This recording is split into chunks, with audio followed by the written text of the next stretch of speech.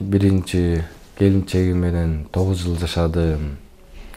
Анализдерим аябай начар чыкчу, чындыгын айтканда. Көрүнбөгөн жер калган жок.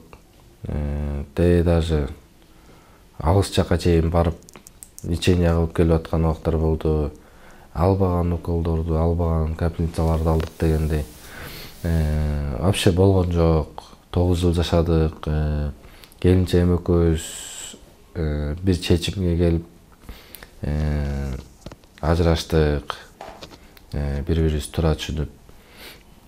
Андан кийин бияка келип эме кылдым, лечение кылып баштап канча 10 күндөй кылдым. 10 күндөн кийин сразу результат билинди, аябай эле чоң билинди. Бияктан деле көрүштү го, мен эмелеримди даже мурунку врачтарыма да барып көрсөттүм атайын.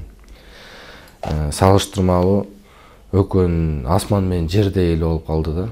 Мурунку анализим мен мисалы үчүн тукумум аябай, спермам слабый болчу.